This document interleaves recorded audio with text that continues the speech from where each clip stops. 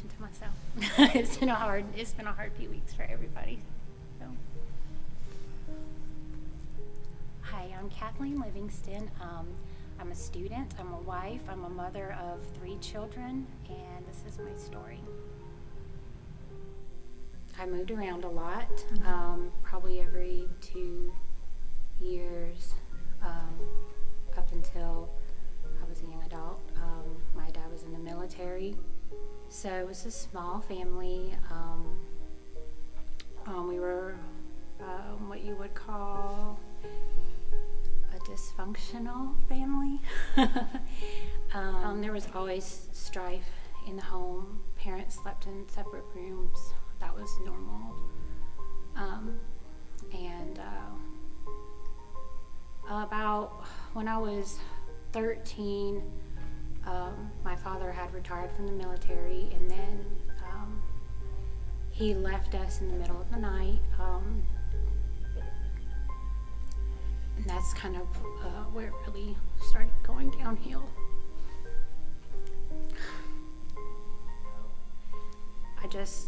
I never felt like I had stability or I felt loved. A lot of the nights, I remember even as a little girl just crying myself to sleep.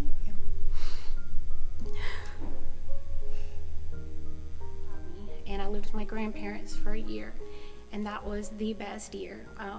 They loved me, they spent time with me, they got to know me. But then my parents wanted to try to work things out, and long story short, we all ended up in Warner Robins, Georgia.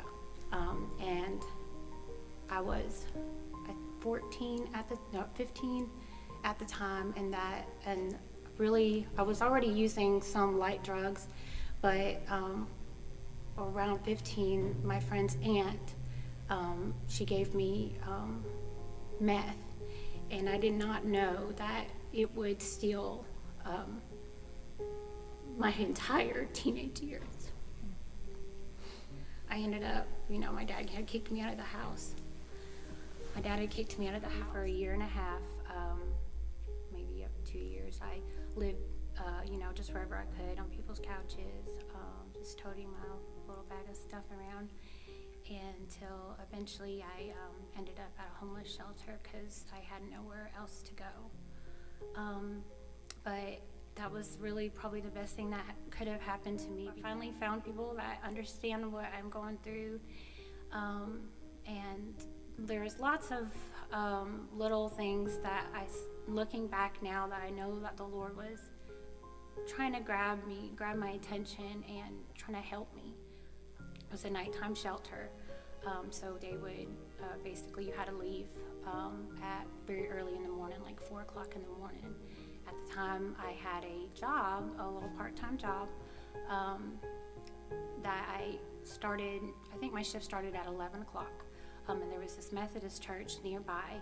So I would get a ride from the Salvation Army director very early in the morning. So I had like 5 hours to just wander until my shift started. So I wandered into this church. I was like, I might as well go to church while I'm waiting and get out of the heat of the day. And this young adult pastor just saw me wandering, and he invited me to just come to the small group, because I couldn't go to service because it started at 11, but the small groups were, beforehand.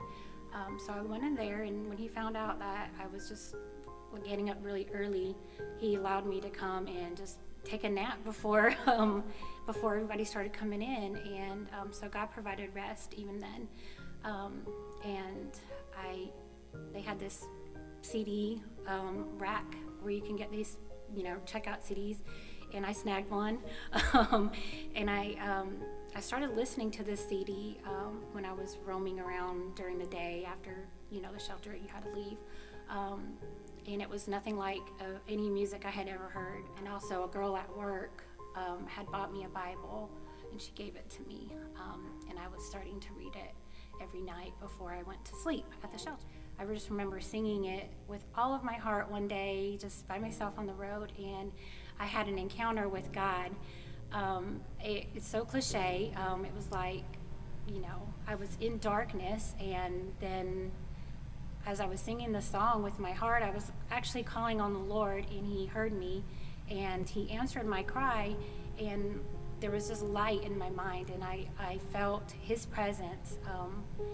And I used to describe it as better, than any drug that I had ever done. But now looking back, I know what it was. It was God's anointing, his healing anointing just flowing from the top of my head to the bottoms of my soles. And I remember feeling just how real that this God was, more than anything that I had ever experienced. And from that point on, God just radically changed my life. And this summer will be 13 years since I gave my life to God. I would say that if you hear God's voice, don't harden your heart, don't turn it away.